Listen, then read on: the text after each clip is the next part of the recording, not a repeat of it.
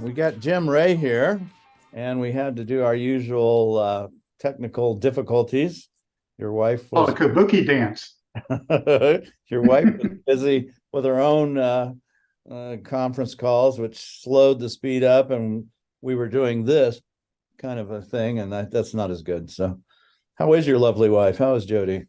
She is just lovely. She's retired now from Fox, and for the last couple of years, she's been doing consulting with A&E out of New York, which is a great job because she's got nobody reporting to her. All she does is answer questions and ask questions, and everybody loves her. And she, does 2 or 3 Zoom calls a day, and they send her money. Yeah. So what's not to like about that?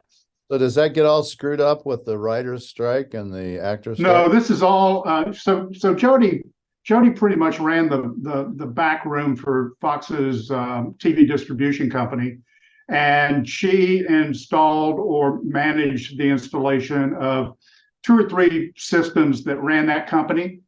And when the guy that ran basic cable over at Fox moved over to run A&E worldwide, he says, our systems are horrible. Can you come in and help us as they're trying to find their way? And so she's basically the mother goose, the mother hen of their system project. And she knows the business. She knows all the right questions to ask, and that's what she does. Yeah. And so who likes art more, you or her? It's a joint operation. We do not buy a piece of art unless we both love it. And here's an interesting story. Several years ago, when Christie's had their sale room here in LA, I got their Western and California art catalog. And I said, okay, I'm going to go through this thing. I'm going to assume money is no object. I can buy anything in this catalog that I want. And I'm going to make a list of every lot that I would be interested in. And so I made my list. Jody made her list. There were probably 100 lots, 125 lots on that list, and there wasn't 5 lots that were different between the two of us. Yeah, that seems to happen a lot, I think, with couples. Is I don't know if it's a melding of their tastes or their tastes were similar to begin with, and that's what drew them to get married. But even in my business, it's pretty uncommon, I think, to see couples that are really divergent on their tastes. Occasionally, they're completely divergent, but generally it seems that way. If I ask my wife about a piece that I like, more than likely she's going to like it as well. There's a few differences, but that doesn't totally surprise me that you would find that. And you both spend so much time looking at art and going to art shows. I mean, you have a really good sense of that. And I've watched you when you guys go to art shows that you go together. It's not like she's running around, you're running around. I'm sure that happens to some extent, but it seems like you guys are looking and talking, discussing, thinking about things together. Is that true? Am I right? It's absolutely a mind meld. We can stand in front of a piece of art, and without saying anything, we'll know I like it and she doesn't. She likes it and I don't. We both like it or we both don't like it. And we won't buy anything that we both don't love. So, and I've missed out on some purchases I've really wanted to have before because we couldn't agree. And primarily the reason was she won't buy anything that we can't display.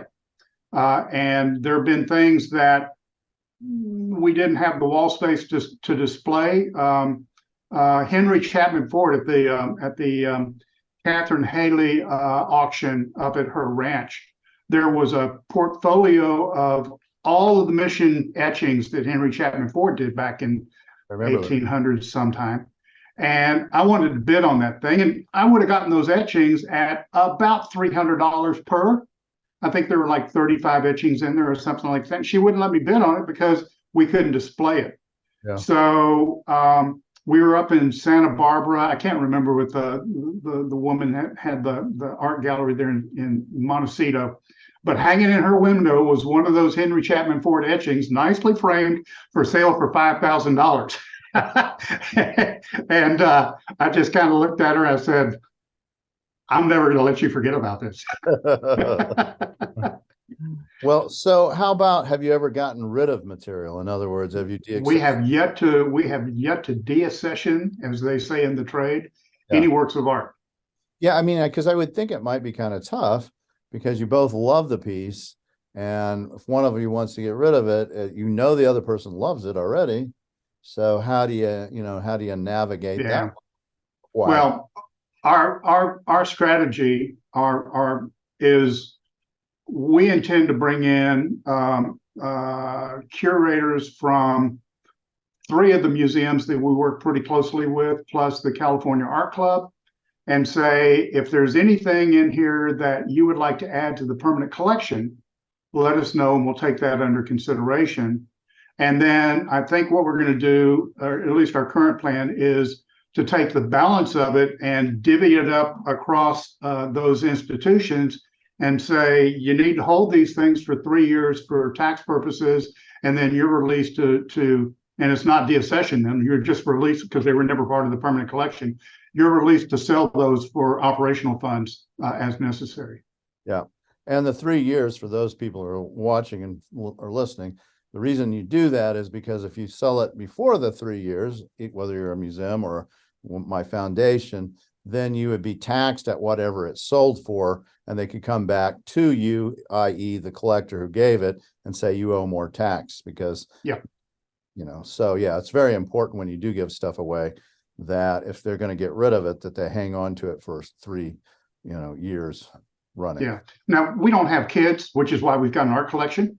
And we do have some relatives that we may pass some of these things along, but my guess is there's not a huge amount of interest. So speaking of not having kids and having an art collection, we've got a really nice HF. It's called Dear Hearts 3624. If you know HF, he's got these just hyper Trump oil kind of.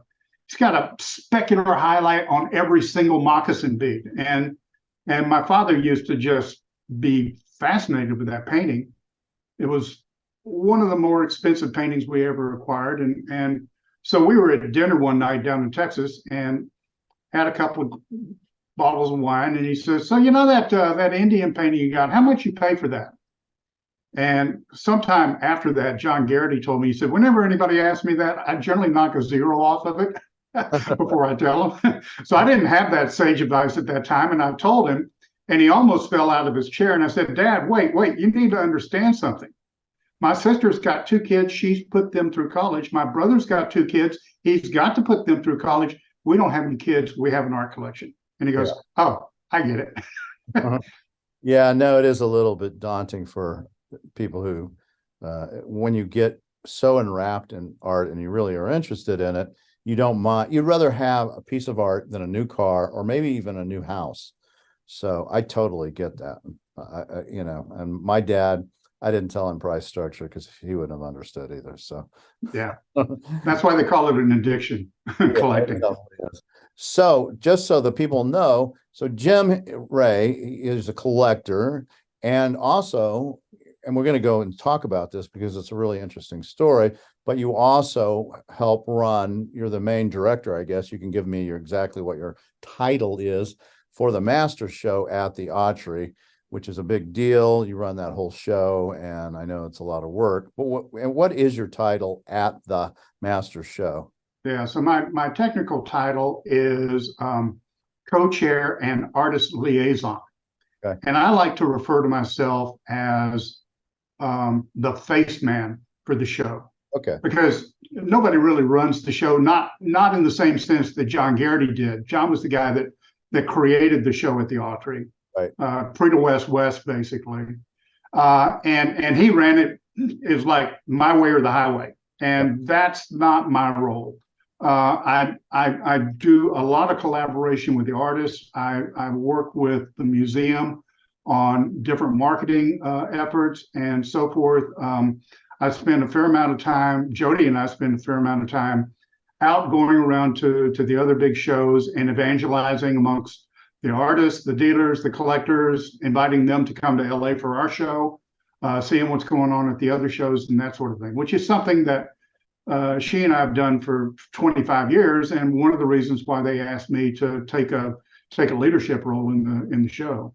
Yeah, how many shows do you think you've gone to? Because I know I've seen you in the last year at the Briscoe, at the Prix de West, and maybe at the booth as well.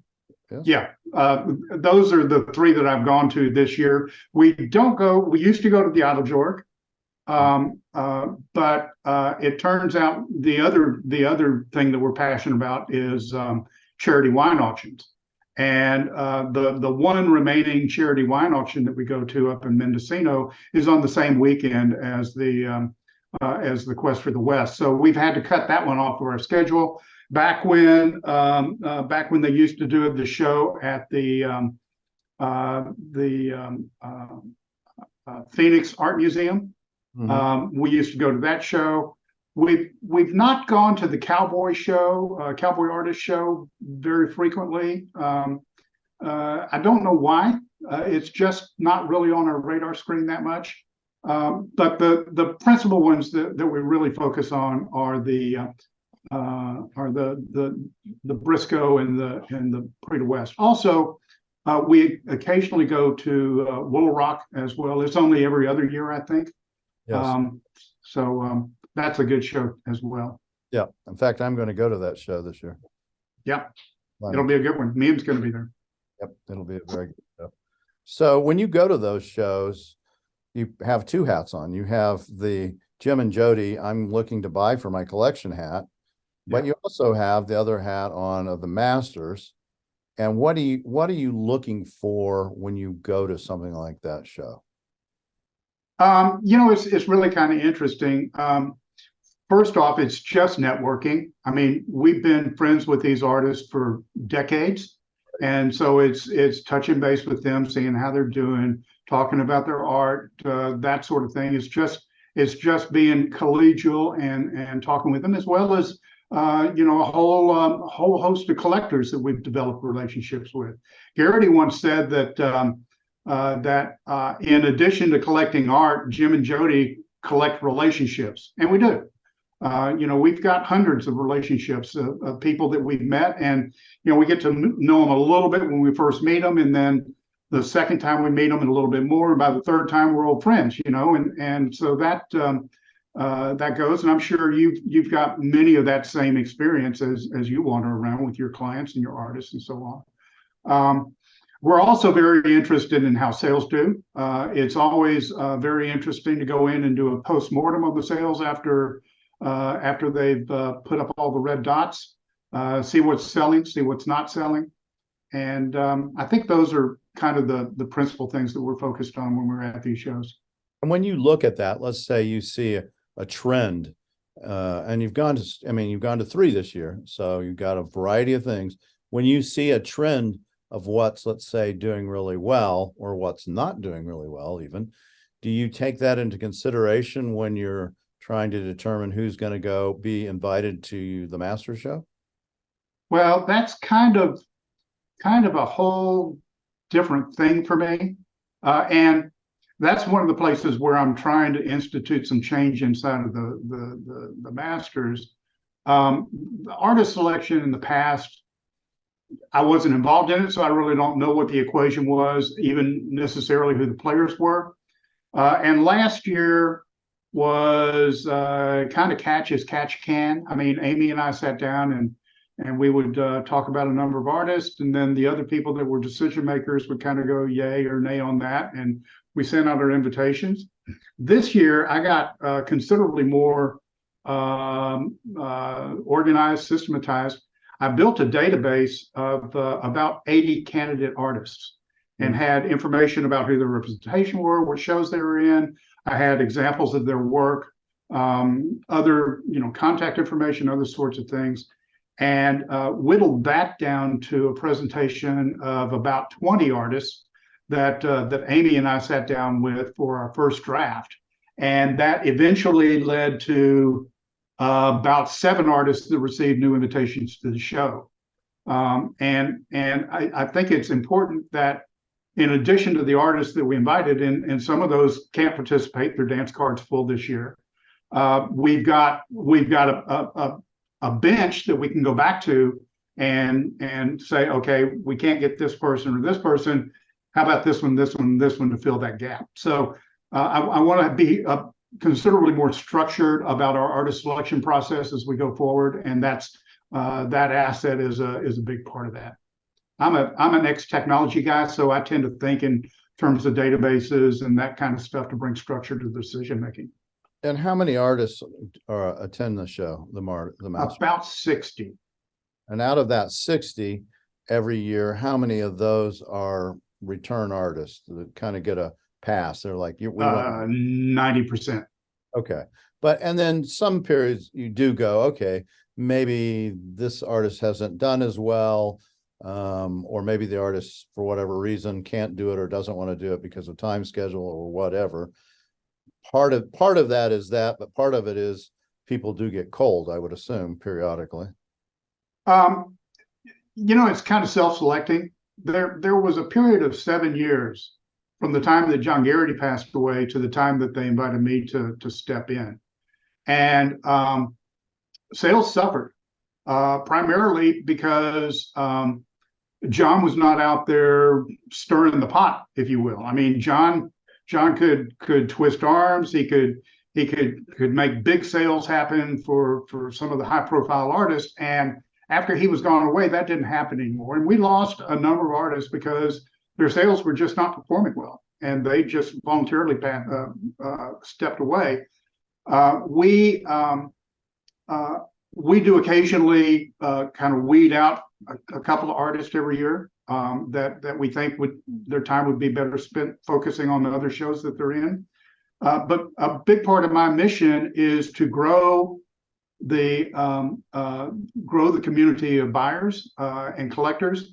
When we first got started in this thing, there was a group of buyers, and now, like us, their walls are pretty much all filled up. They're not collecting anymore. They may be supporting us in sponsorship, but they're not supporting us in sales.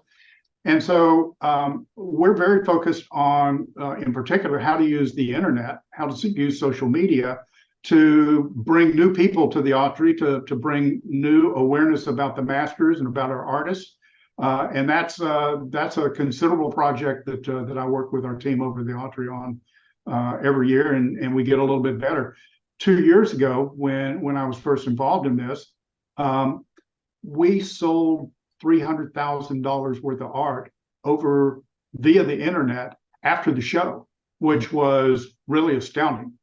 And that's a number that we hope to grow going forward. Yeah, because a lot of the people that John brought in, John Garrity, those people are getting older or passed away. Yeah, so right.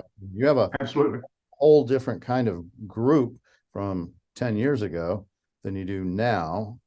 And so are you getting younger collectors? Yeah. And I think one of the places that's helped is Bo Alexander with Maxwell Alexander has been consulting with us for a number of years, and there's a number of Maxwell Alexander artists, which I kind of call the new age or the new wave artists. They're kind of the young Turks. You know who all these guys are. And there is a substantial interest in those artists amongst younger collectors, and Bo has done a great job at building that collector base primarily through social media. Literally, when he puts an exhibit up, he puts it out on social media, and it's sold in 10 minutes time, literally. Yep. So that's been very helpful for us. I'm sure, I know you're very active in social media, and you probably got similar types of experiences. I will also say that if you like watch the Coeur d'Alene auction, which is kind of the big daddy of everything out there, and that's another one that we try to get to when we can. Sales have been in decline pretty much since 2008. So that's a decade and a half that sales have been soft. It used to be that you could count on, and particularly in places like the Prairie West, you could count on rich ranchers that have got a lot of oil underneath their land, hedge fund guys, those kind of buyers that were coming out in droves, and those guys are not particularly at the game anymore. Although I will say that there's still some presence at the Prix de West, and particularly over at the Briscoe. A lot of the buyers at Briscoe are West Texas ranchers, lots of oil there, that are good friends of Governor Dolph, and support that museum and support that show as a result. Yeah, I think those people are there. They're still there. I mean, we see them. We still see people. We get lots of young artists. Well, we have quite a few young artists in our stable, but we get lots of young collectors actually because of our, whatever it is, social media, YouTube, podcasts, whatever, all that we're doing. So I think it's available to individuals out there, and people like for what you're doing is really critical to have that component of the social media. And do you know how many followers that you guys have right now? Not off the top of my head. I know the Autry list is about 5,000. Yeah. I think we don't really participate in Twitter. Instagram is somewhere in the low thousands. Facebook is somewhere in the low thousands. I'll also say that, since Garrity died, Garrity had a very singular vision about what that show was, and it was pretty much classic Western, Southwestern kind of presentation. And once Garrity went away, Amy began to really expand the palette, if you will, of the exhibition into stuff that was more contemporary. And for a while, we caught a lot of flack from a lot of people that were traditional collectors that said, "Oh, you're ruining the show. You're putting a bunch of stuff in here that John would never have here." And that first year that I got involved with this firsthand, I did a little analysis, and I looked at our show, and there were about 20 artists that I would classify as contemporary, Tony Abetta being a classic example, something like that. And then I went around to the other shows, and Prix de West had 16 or 17 of the same artists in their show, right. But nobody says that to them because their show is so huge. I mean, we've got a very small footprint. Our footprint is probably anywhere from 25% to a third the size of the footprint for the Prix de West. So you just don't notice it that much, but those same artists are there. Yeah. Over at the Briscoe, not as many as the Prix de West, but still a significant collection of contemporary-oriented artists. So while people kind of look at us, and because of our smaller exhibition, it stands out a little bit more, we're all in the same space. We're all dealing with the same artists. Yeah. I mean, you see the same people. I mean, even Tony Abetta just is going to be a new artist at the Prix de West. That's right. Right. And both Prix de West and Autry at least, one time have had Ed Mell, right? Sure. Right. He's about as contemporary as you can get in either of these. And I can assure you he sold out everything. Yeah. Which gets to the point of the shows. The shows are a money-making component, a very important one, right? How important is that master show to your budget? It's not as important as I would like it to be, and we're thinking about making some changes to the structure of the show over the next few years that may open up kind of a broader offering. But I would say right now, in terms of net bottom line contribution, it's less than 10% of our overall budget. And so how do you change that to make it more? You can say. Well, first off, over time, we've got plans to double the exhibition space available inside of the Autry. Mm-hmm. We were originally, going back several years, planning on expanding the physical footprint of the building. And when we merged with the Southwest Museum, there was kind of an outcry of the neighbors up around the Southwest, and they didn't like the fact that we were acquiring it. And our landlord is the city of Los Angeles. So we have this facility at the leisure of the city of Los Angeles. And we were just getting ready to file these plans to significantly expand the size of the museum when it hit the fan, and they went straight to the city and said, this is bad, you can't let the Autry do anything. And so we had to completely shelve our plans to expand the museum. So they very quickly, and I think ingeniously, came up with a plan B. We purchased a facility about 10 minutes away from the museum that we have turned into a state-of-the-art resource facility. And it's over 100,000 square feet. And we've moved everything out of the Southwest Museum, which is housed one of the largest collections of Native American artifacts in the world. We either us or the Smithsonian's got the largest, and whoever doesn't has got the second largest, as well as everything that was stored over at the Autry. So that opened up enough. Plus, moving administrative offices over to the ARC. It's called the Autry Resource Center. That will eventually allow us to pretty much double our exhibition space without changing the outside walls of the museum.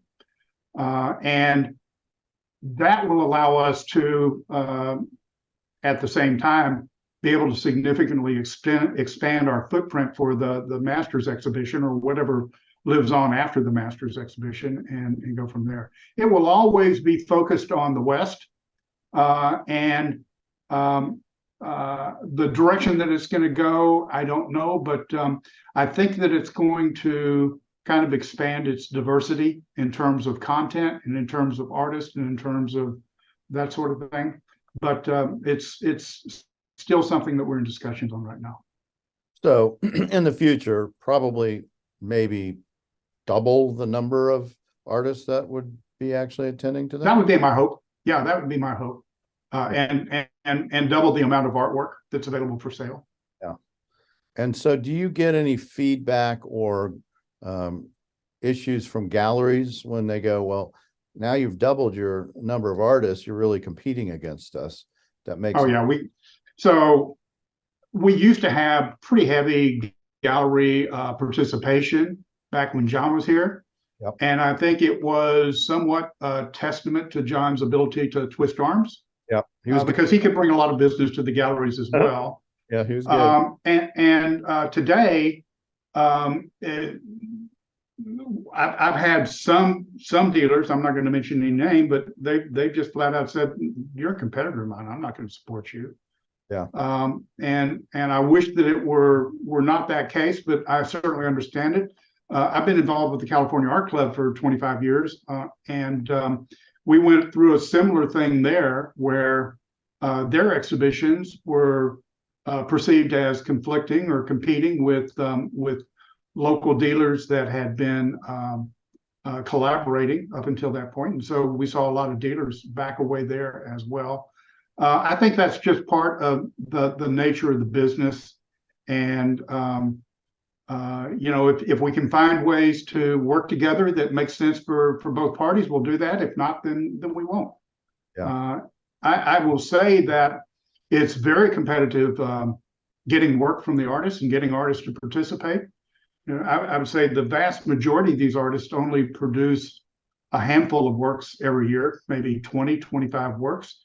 And so if they're in multiple shows and each show's asking for 3 or 4 works, it's pretty easy for their dance card to get filled up. And we have to deal with that. Every year we've got a certain number of artists that said, I'll be back next year, but this year, I'm sorry, I'm doing a one-man show over here and they want 25 work or 20 works, and I'm going to be working on that for a year to do that. And So we deal with that, and we wish them all the best, and welcome them back when they can come back. Yeah, it's a conundrum. I mean, I see it on both sides, interestingly enough. I see the merits of having it because I also think it's good for my artists if they are showing at a prestigious show. And I've encouraged my artists, certain artists, to do that because I think it does help them. Yeah. And I see that component.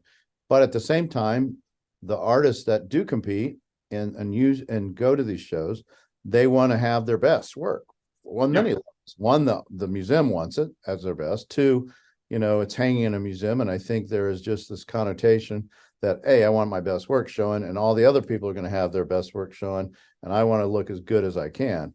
And so when you do the best work, it also means you can't produce as much for the gallery system. Sure. And so, yeah, it's a fine line. I don't know how you broach it, but I think it does need to be dealt with. It's interesting for the West. It seems like we're really kind of the only museums that do this kind of thing. You don't see this in other museums. It's a kind of a Western phenomenon, don't you think? Yeah, you definitely do not see it with the New York contemporary artists or anything like that. I mean, they're out there basically bidding to the highest bidder, and it's a completely different mechanism and set of economics and so forth. And you're absolutely right about getting the work and the quality of the work, and sometimes we don't get what we feel like is an artist's best work, and if that continues, then we have to have kind of a challenging conversation with them about, look, we love having you in the show, but we don't feel like we're seeing the best stuff that we can get from you. And if that means you're too busy to give us your best work, then maybe we ought to part ways. So that's part of the process as well. Yeah, it's interesting because you basically have to act as a gallerist in a museum. And because it is a business. I mean, there's no doubt about it. It is a business.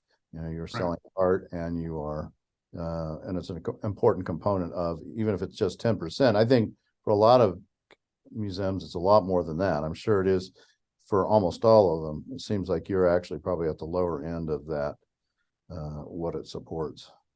Yeah. I will also comment on the process of discovery.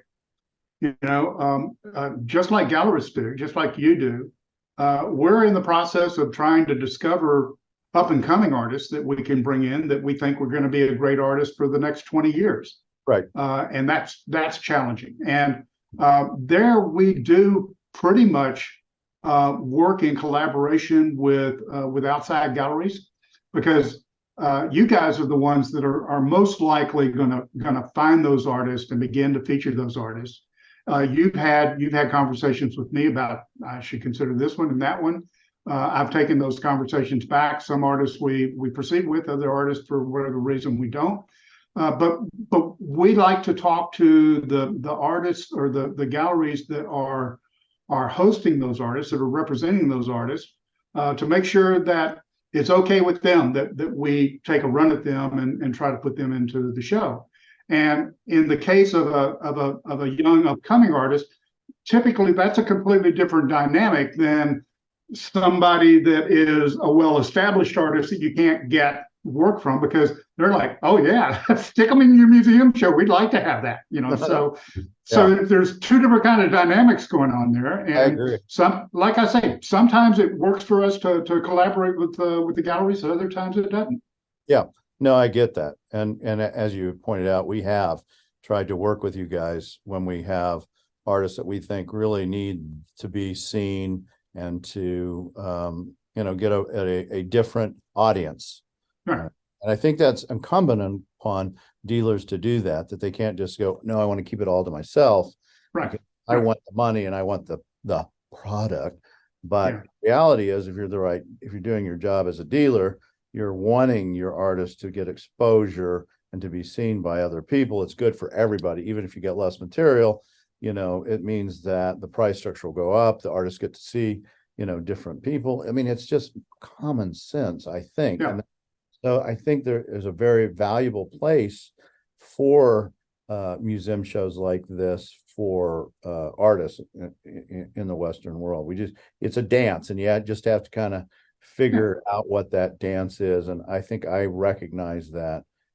Maybe other gallerists may not as much, because it can take away from their bottom line. yeah. And I will go back to your comment about prestige. I mean, there is real prestige in hanging in a museum with a cataloged exhibition, particularly one where you've got an opportunity to win an award of high merit. Yep. Particularly for an artist who is early in their career, that can be a really significant thing to have on their resume. Yep, no, there's no doubt about it. Even some artists that are in their later career, it can even. Sure.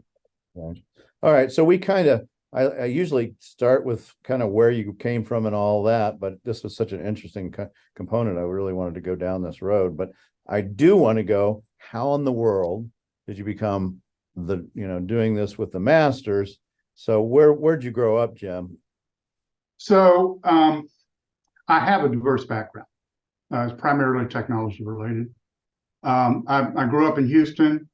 I went to Austin to the University of Texas. You just went from I was born to college. So I'm going to take Houston. Houston. Not a lot of love lost between me and Houston, I guess. What did your mom and dad do in Houston?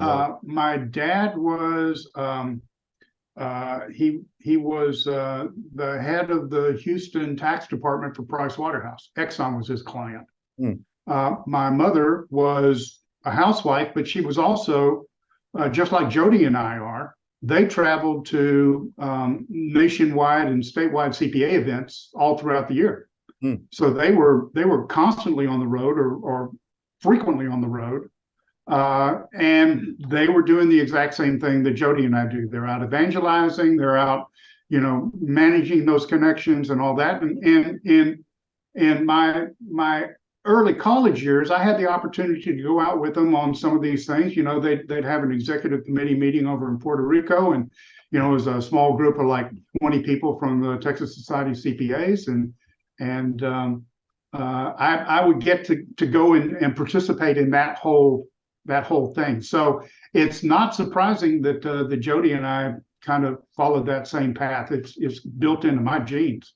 And so when you're growing up as a kid, were you interested in art or creativity type things? Surprisingly, we didn't have a lot of art. I grew up in a contemporary home. I grew up in a flat top house. It was built in 1966. Every room had wall-sized windows that looked onto a garden. Even the interior rooms, there was an interior garden at those interior rooms. So I grew up in a very contemporary home. We had some contemporary art in the house, and neither of my parents were really art collectors. But as I began to get into high school, I began to express my opinion about art that they might be interested in. So it kind of informally got to a point where they wouldn't buy any art unless I said, yeah, that's good. So that was. So you clearly had something there that you saw and were paying attention, which is a little unusual, I think, at that age in high school. In fact, I know it is. I really enjoyed art. There was obviously some, art appreciation courses in high school that, just like the music appreciation courses, I just really clicked with those. I really understood it. But that said, there wasn't anything in our family that was really, intensely artistic. And I didn't do any artistic training at all. But you took classes in high school in art appreciation? Appreciation, yeah. Wow. Actually, I think there were more in elementary school, not high school. Yeah, we didn't have anything like that. Zero. Yeah. So, man, I would have loved that. Well, they don't have anything like that in Texas anymore. Yeah, unfortunately. So when you get out, when you're in high school, what was your thought pattern? What were you going to do as a professional? I didn't really know. Smoke pot. Yeah. I, Oh, well, I that's didn't. true. Well, let's go there because when not maybe so much the pot, but when did you graduate from high school? 72. So okay, so the So Vietnam War was just winding, not so even. I registered for the draft. Yep. They were doing a lottery. I Yep. think my lottery number was like 12 or 14. It was relatively low, but they only picked to like 8. And that was the last year they picked from the lottery. So I was prepared to go to Vietnam, but my number didn't come up. Yeah.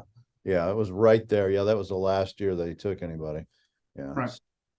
And so you go to college, and what was your interest? Did you have a sense, or were you just like, I got to figure this out? Literally. I went there, I joined a fraternity. I was ostensibly studying accounting because I didn't have any idea what I wanted to do, and my dad was an accountant, so maybe I'll do that.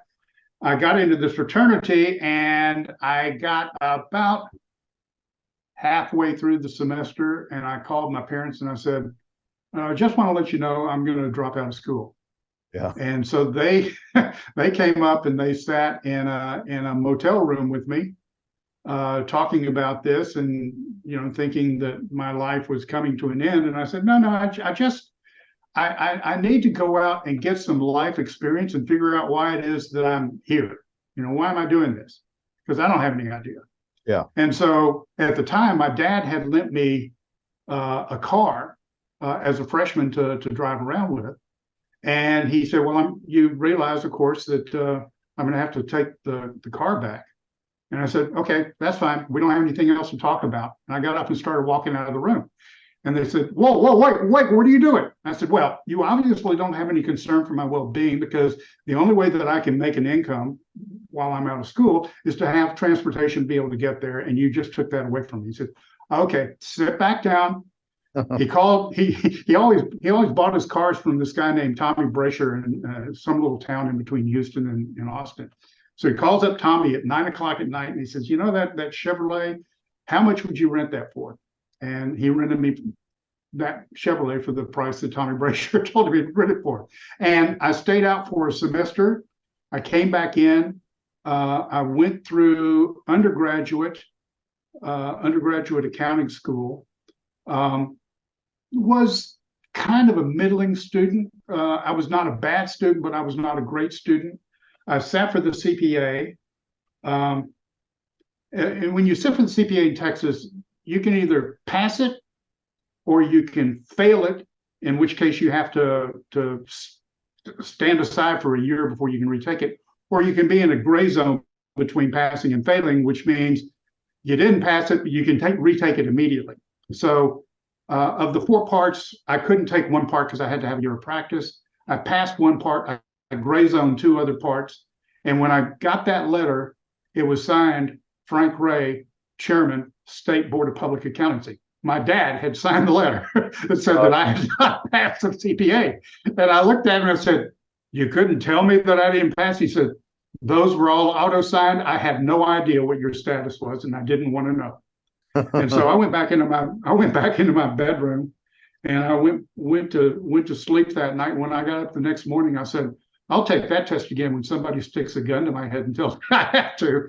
And I never joined what was then the Big 8 accounting firms, so nobody ever stuck a gun to my head. But it was, from a business point of view, probably the best business education I could ever imagine getting in the undergraduate. I then went back to the MBA program at UT and did exceed there. I was on the dean's list and got out of that program with honors, because Dad said, look, if you're going to, speaking as somebody that was a hiring manager at Pricewaterhouse, he said, we generally don't pay a lot more for MBAs than we do BBAs, and we don't hire them unless they've done really excellent work in school. So you're just wasting your time if you're not going to go in there and do excellent work. And so right. And so what did you get was that an MBA that you got, or that was the? Yeah, I got a BBA in accounting and an MBA. Okay. And so then what did you do with that? Well, my life took an interesting turn while I was in the MBA program. I had started out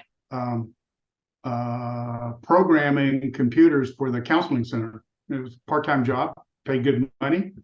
And I'd learned how to program when I was in school. That was the one creative thing that I could do. Couldn't sing, dance, draw, but I could write code that people admired. And a buddy of mine from the undergraduate had gone back to Kansas and gone to work for a concert production company called Cowtown Productions. And they had a Styx concert down in Austin, and I hooked up with him then. And I started a project for the next year or so, kind of writing papers in graduate school about how you might apply the MBA bag of tricks and quantitative methods and that sort of stuff to the concert promotion business. And so there was a CPA. He was a fraternity brother of my brother-in-law's, and I had worked for their little firm when I was a cub in the BBA program, doing bookkeeping. And so he had heard about my concert stuff, and he had heard about the computer program, and he calls me up one day and said, "Hey, why don't you come over? I want to talk to you." So I go over and I'm sitting there, and he says, "Well, I've got this client. They're a musical entertainment group. They stay on the road virtually all the time. They keep all of their business records in a little black book, and it's just a disaster every time they bring that to us at tax time to try to figure out what's going on. Do you suppose you might be able to do something with a computer to help that process?" Right. Now, mind you, this is back in 1970, probably 77, 76 or 77. Mm. PCs don't come along for several years. And I said, "Well, yeah, we might be able to do something with a time-sharing service or something like that."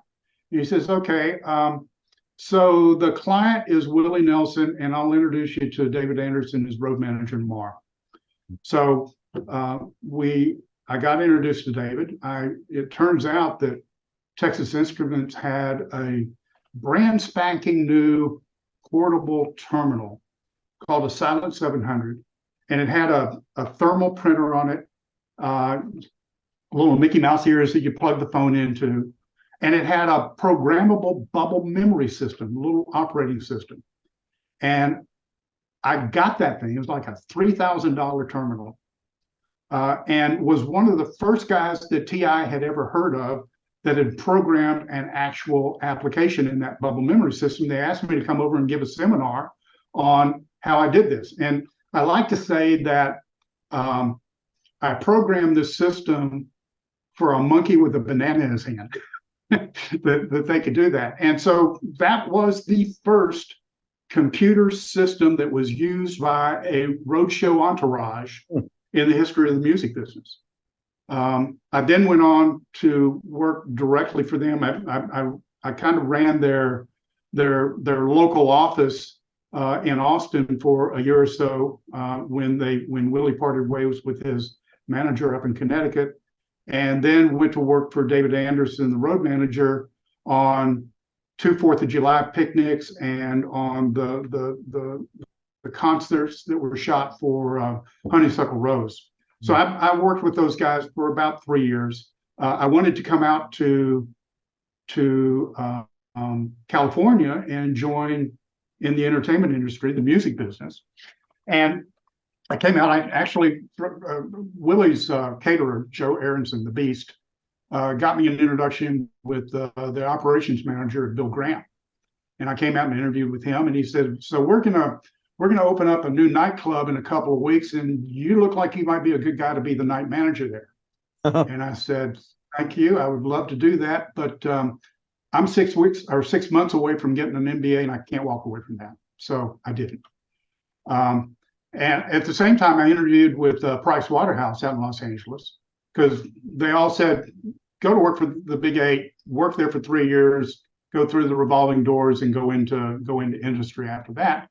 So they gave me a job offer for $18,000 in 1980 to go to work as a staff auditor at Price. And I was like, Jesus, I don't know how people do that. Obviously, they hire people at that rate and live in LA, but I didn't see it. So I was back in Austin finishing up the MBA program, wondering what I was going to do. And I was back at this accounting firm now, and I was using a computer system that was featured over at the university to build a model of this guy's accounting firm so that we could change staffing, change hourly billing rates and stuff like that. And since he was Willie's accountant, anybody that wanted to know about the tax advantages of a record deal, he was the go-to guy. So these three guys come walking in on a tax filing day. I think it was like October 15th, and no appointment. They wanted to talk to him about this country western record they were going to do. And Harvey says, well, sit them in the law library and I'll be with them in a while. And that's where I was situated. I couldn't get on the computer that day. So I was manually working through some green bar printouts. And this guy sitting next to me, there's this little 3-ring documentation binder there. And he kind of flips that up and sees what it is. He says, hey, what are you doing? And I explained that I'm an MBA student. I'm using this system, the interactive financial planning system, to build a model of this guy's firm. All of a sudden, cards come out on the table. These guys are senior and executive vice presidents of Execicom, the company that built the interactive financial planning system. And they said, we hire bright young MBAs, come talk to us. So they hired me to go on their consulting and education staff for $26,000, staying in Austin. Yeah. And on top of that, I put in 250,000 miles my first year. So when you've got that kind of travel schedule, your only expenses are rent, utilities, and dry cleaning.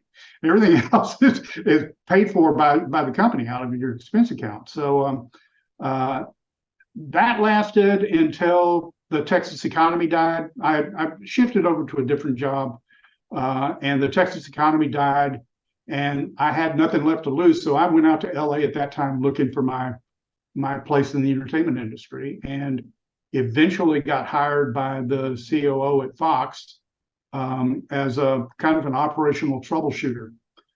He said to me that, everything I'm trying to do here, and he was relatively new at Fox.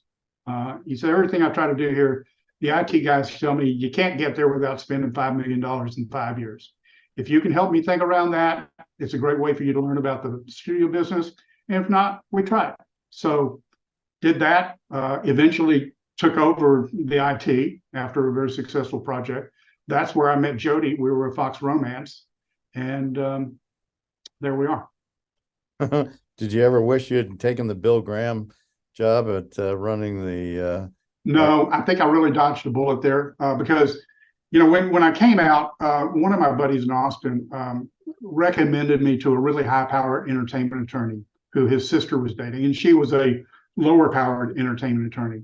Mm-hmm. And he was kind of dismissive of me. He didn't really do anything for me. And my buddy called him back. He says, look, I don't know what you can do for him, but whoever you hook him up to, they're going to thank you for it. And so he gave me a second read. And when I came in, he says, music business, kind of a sleazy business. You'd do better to get involved with optimally the film business, failing that, the television business. That led to an interview with a guy that was the CFO over at Samuel Goldwyn, I guess. Mm-hmm. And he led me over to a guy that was in charge of biz dev at Fox.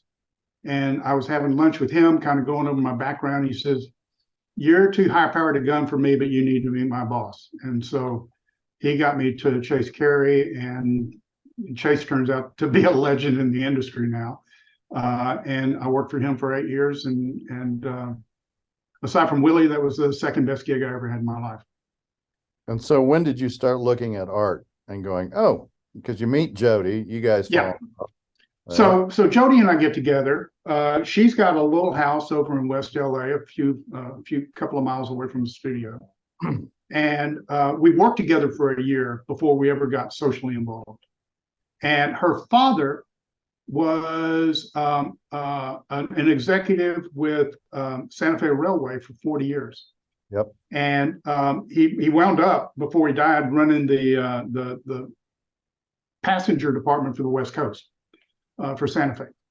And Jody and I went to Santa Fe first time just to see Santa Fe. We didn't know really anything about art. Started walking into these galleries on Canyon Road. You weren't there yet, and started seeing these Kaus paintings and Sharp paintings. 2024 $250,000 paintings. And Jody's like, I've been surrounded by this art all my life because they've got these Santa Fe prints. Right. Santa Fe would take the best artists out of Kansas City and Chicago and New York and put them on their trains and put them up out in the West. Say, paint what you see, and we'll buy it and we'll use it to get people to get on the train and come out to the West. Right. So she was surrounded with all of that Santa Fe promotional material all of her life, and that's when we kind of went, wow. And by that time, I was working at GeoCities. I was running BizDev there. We were like the 5th largest website on the internet. Gonna be a little bit internet rich, when they go public, if that was going to happen. So we thought that we'd start looking at art, and that's when that whole thing kind of started. And that was probably 1998, something like that, 99. We met you soon after that at one of the FADA LA art shows. Right, that's right. And we had told you about our interest in Santa Fe Railway. Remember that? And you said, I've got a piece of art that has got an asset ticket from Santa Fe Railway on the back of it. Yep. Would you be interested? And that was that Alice Cleaver that is sitting on our wall today. Yeah, big, beautiful painting. Beautiful painting. So I can mark myself as one of your first dealers that sold you art. You were probably, let's think.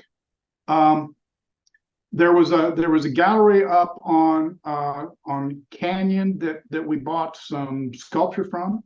Eddie Shorty. I don't know if you're familiar with his work. And then we bought a painting over at Contemporary Southwest. Mm-hmm. And then you were probably the next in line after that. Yeah. You and Nidra. We bought a Nidra at that same thing, I think. Yeah, I opened a gallery in Canyon Road in '96, I believe, is when I opened. Right. And so you start buying art, and right off the bat, did you guys decide that's the thing, we've got to make sure both of us like it before we buy it? No, it was a little bit more organic than that. I was kind of interested in marketing at the time. And the California Art Club was hosting a panel discussion over at the Autry in the theater about art marketing. And that was at a time when they had dealers involved with them. So there were 2 or 3 dealers up there and 2 or 3 artists. And I was just kind of sitting there going through the whole thing. And I invited, and I was aware of the cowboy artists at the time. So I invited Peter and Elaine Adams, who ran the California Art Club, out to lunch. And I said, looking at what the cowboy artists do and what the CAC artists do, the work is the same quality. The significant difference is they've just got a better marketing program than you guys do. They've got an international or national, if not internationally recognized brand, and you guys don't. Yep. And I said, I could work with you to help elevate your brand marketing. And so I spent quite a bit of time doing that. And so we would travel around to the galleries that were collaborating with the CAC, and we walked into one gallery, and there was a little postcard about the Master Show. We didn't know anything about the Master Show, and we had just missed the sale weekend. So we went over the Autry and went walking in there and looking around, and they've got red dots on everything and no red dots on other stuff. And we bought this this really nice watercolor by Sonia Turpinning called Carmel Mission Gate. And we mistakenly thought that she might have been Howard Turpinning's daughter. Mm-hmm. We quickly figured out that they don't even spell their name the same. Right. But we discovered the Master Show. We met Mark and Sonia at the next year's show. And within a couple of years, we we were participating as sponsors in the show. And then a couple of more years, John invited us to join the Masters Committee. And then a couple of more years, he invited us to join the board. He said, you know, and I was always telling John that I wanted to be more involved in the operation of the Masters. And he said, well, you know, I can't really get you more involved in the Masters until you get on the board. Mhm. So he got us on the board of trustees and still didn't really get me involved with it. Although Jody and I were working all the other shows and evangelizing and all that sort of stuff, been doing that for years. I took him out to lunch one day. I think it was after Sarah Lynn died, his wife. And I said, so John, so what are you going to do when you're not around anymore? Who's going to take your role? And he said, I don't know. I don't care. Yep. So that didn't open the door for me. No. And we continued as sponsors of the show for several years. At that point, Jay Groden and Jim Parks kind of took over the leadership of the show and did that for several years. And when it became apparent that the show was not, it didn't have the oomph that it used to have, that we're losing certain key artists, that's when the chair of the board came to me and said, you know, I think this is a place that would be a good place for you to put your efforts in. And I said, well, I'll do that, but we both need to understand that I intend to take this pretty seriously. I intend to get actively involved in the show, and it's almost a full-time job for me now. And so far, it's working for us. So that kind of gets us to where we were, from being, you know, tadpole collectors to being addicted to being, you know, mucky mucks. And now Jody is chair of the board of trustees. So it's like the J&J show, all Autry all the time. Do you know how many pieces of art you own now? About 150. So I find that amazing. You know, you start in 1998, it sounds like, somewhere around there. Yeah. 25 years, roughly. Yeah. And 150 pieces of art. Yeah. And yeah. Do you have a favorite? It's like asking if you've got a kid that's a favorite. Yeah, I know. It's an unfair question. Yeah, it's an unfair question. But sometimes people will answer it. Yeah, I'm not going to. Yeah, that's the right answer. I'm sure you have plenty of favorites. I will tell you a story about one. We've only commissioned one work in our life. And we remodeled the front of the house and had a number of artists from the Masters come over the Friday night before the show for a dinner. And I walked into the living room and I pointed up to the whatever that thing is called up there, that the air conditioning is behind, and all that. And I said, there's soffit. I said that there's room for a 30 by 60 with a 6-inch frame, and it's got your name on it. I was talking to Kurt Walters. Kurt, of course, is the legendary painter of the Grand Canyon. And Kurt said, actually, what? I interviewed him last week, so he's going to be on this next week. You'll probably follow his interview. Interestingly. Oh, great. So anyway, Kurt said, fine, let's make plans for you to come to Sedona. We'll look through some of the work that we've done, and we'll figure out what to do. And I said, fine, we'll do that. So a couple of years go by, we never make it to Sedona. And then the Gilcrease is having a retrospective for Kurt. So they've got paintings coming in from all over the world of his finest work. And we're there at that retrospective. And there is this, I don't know, it was a 48 square or a 60 square low view of the canyon. And I walked up to Kurt and I said, you know, we've thought about it and we like this view of the canyon, but with an angry sky. And that's all the direction that we gave him.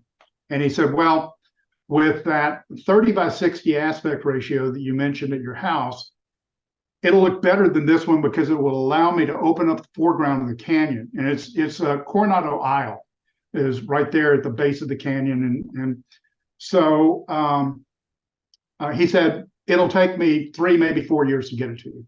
and sure enough, it took 4 years to get it. He and Tom bought the painting down. We had not hung it yet. And John came over, and back at this time, John was writing a monthly article for Western Art Collector magazine, where he'd go into a collector's home and would basically talk about their collection. So he picked our collection to go into, and looked at that Kurt Walters and said, "That's one of the nicest Kurt Walters I've ever seen." And coming from John Garrity, that says something. And then when he wrote the article, I told him that we were going to put this thing up high on the soffit. By the way, excuse this thing on my arm. My cardiologist has me on a 24-hour blood pressure monitor just to get a full day's reading of my blood pressure. I was just in to see him today. So I got to wear this thing all day and all night. So when the article comes out, the last thing he's talking about is this painting of Kurt Walters, and he made some kind of dismissive comment about, too bad they're hanging this thing high up on the wall where nobody appreciated it. And we just went, oh, well, that's John. And in fact, it looks great up there, but he never saw what it was going to look like up there. So, Kurt's an amazing artist. Yeah, I mean, he really is.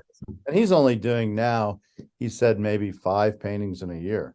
So, and that's what the deal is with a lot of these artists. I mean, if they're doing 25, that's a huge number of paintings.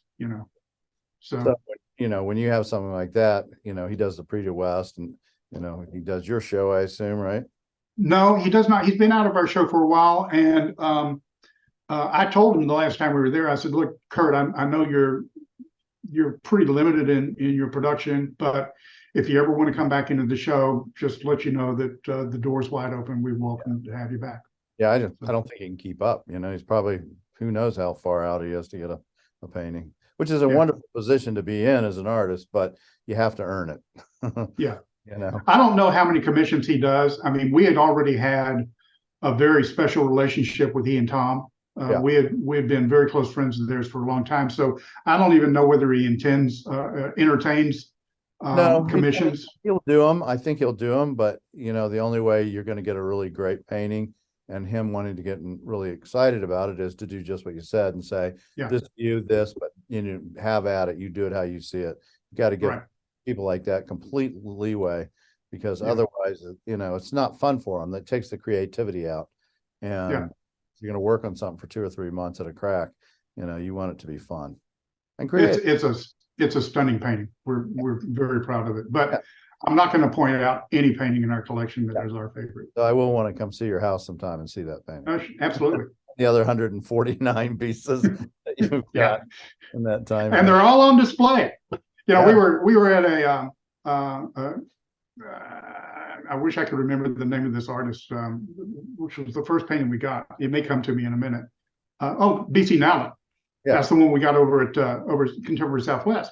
So we were at a Nowlin opening at a gallery in Palm Springs, and BC was there, and Jody was talking to the dealer, the gallerist, the woman, and she said, Jody said something about, well, we're kind of out of wall space, and she said, well, you can always stick it under the bed or in the closet and rotate them. And I thought Jody was going to slug her head.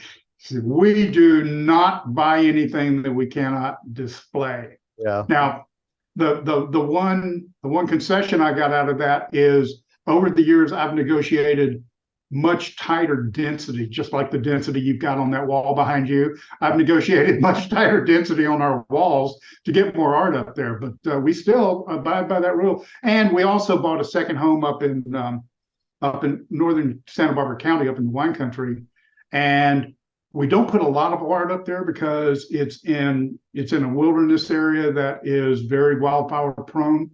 The last wildfire that came through there missed our house by 200 yards. But we do, when we need to make some room, we'll cycle something out to the second home and make the space available here. Yeah, and I think that's one of the things people don't realize. You can stack them, man. Do salon style. I got like over 50 pieces. Pretty much right. That's fairly representative of the density around the house. Yeah, what's behind me. I can see like space for like 5 more paintings there.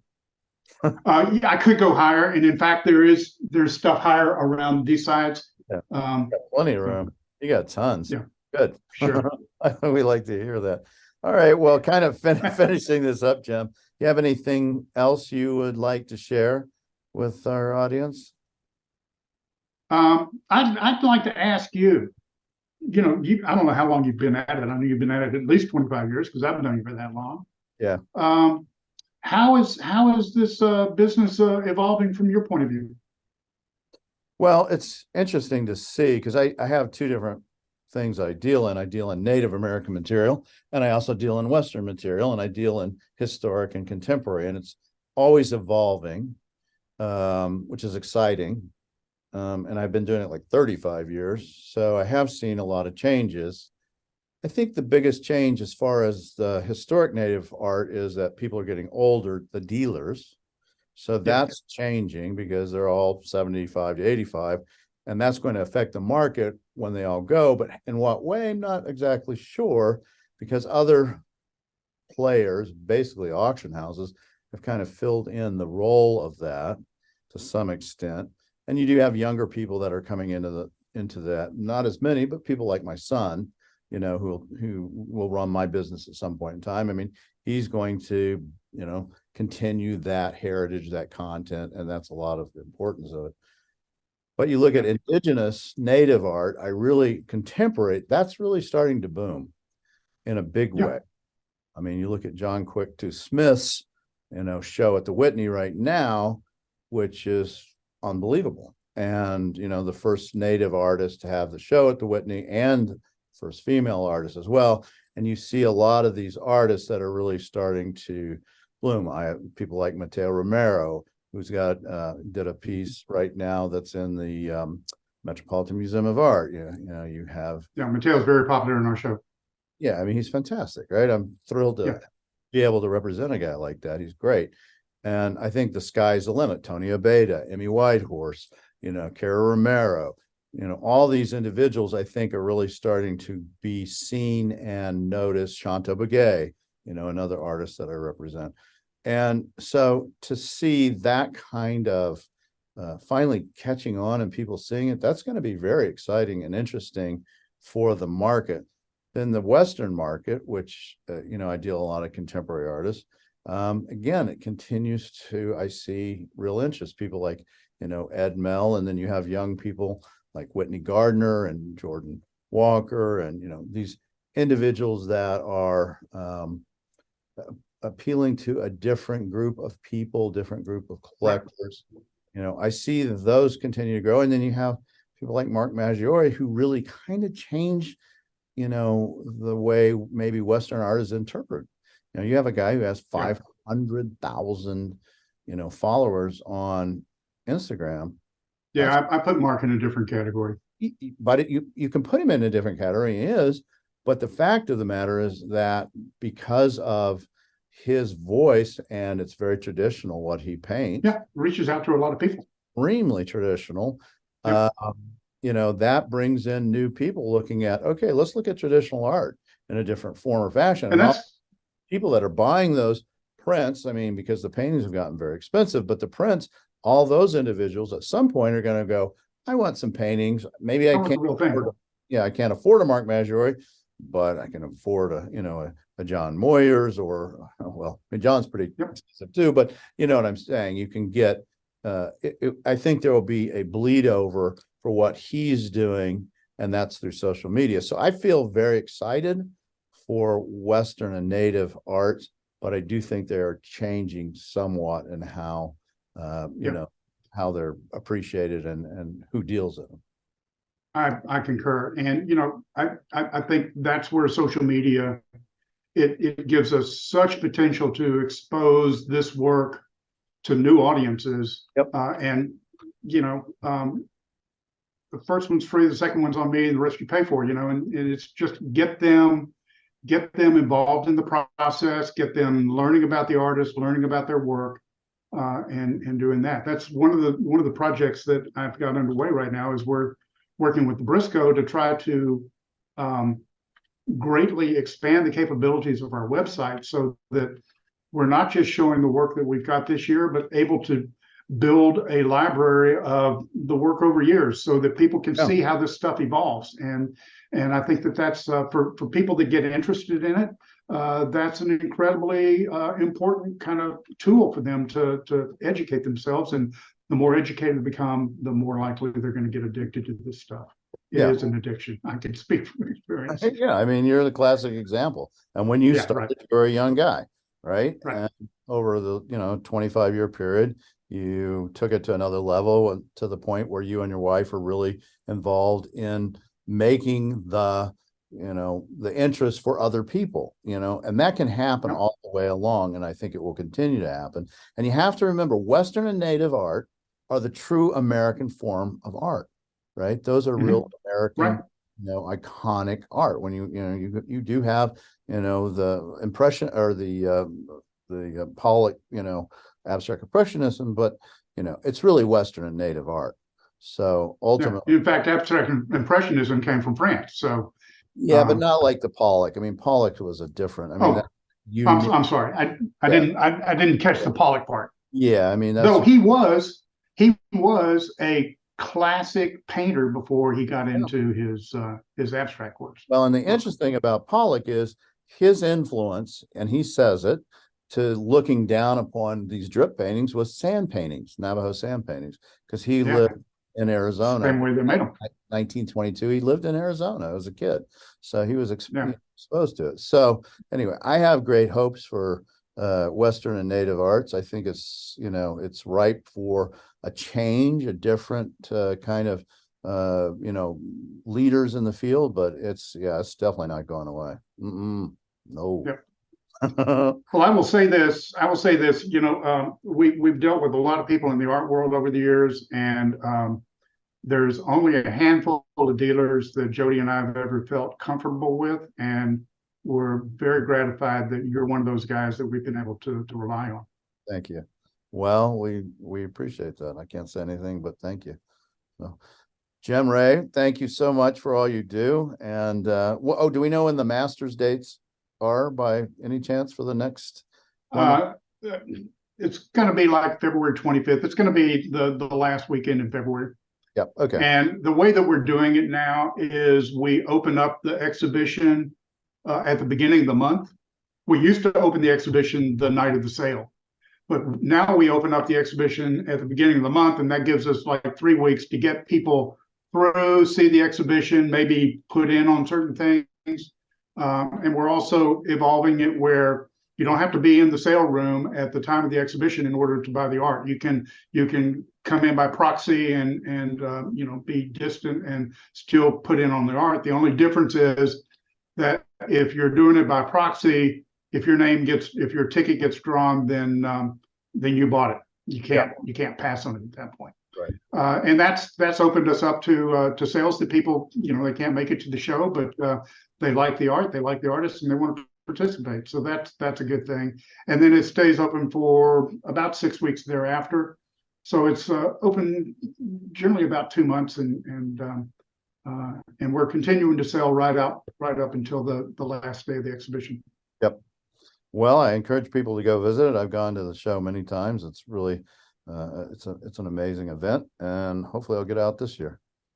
It's on my you can go to masters.theautry.org. That is the permanent address for the Masters part of the website, and there should always be something there. I think last year's Masters is up right now. Yeah, cool.